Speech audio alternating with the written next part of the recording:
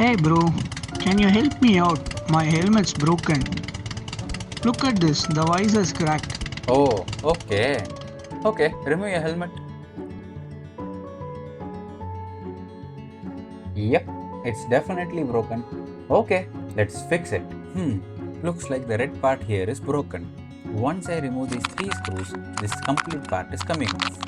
It's clear now, the red part is what is broken in this. Now we just need to remake this one. First, I'm taking out the other side which was not broken. Then I'm taking a photo of it to mark its dimensions. You may ask me, hey Veda, why are you marking its dimensions? Why don't you 3D scan it, huh? For that, the first thing is I don't own a 3D scanner, and I also know that it can be done using a smartphone, but the setup is too tedious for this tiny part. But mainly, when I use the dimensions to design a part, it helps me in identifying the critical dimensions and take a call on what part of the design is required and what is not.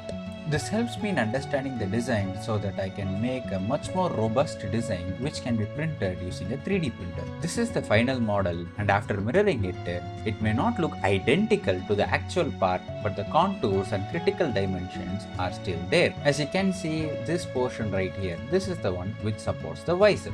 Let's use ABS to print this part because we need strength. Let's print it.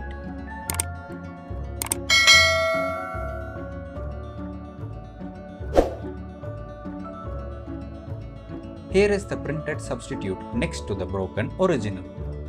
Now let's assemble it. First, the printed part goes into the enclosure. Then we place the springs. And finally, the complete set is ready to get assembled onto the helmet. Putting in screw 1, screw 2, and finally screw 3. To fix the visor, first we need to pull it back and then press the visor in. Now let's fix the other side also. Wow, it works.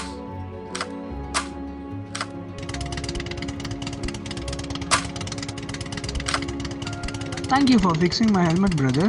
Anytime, man.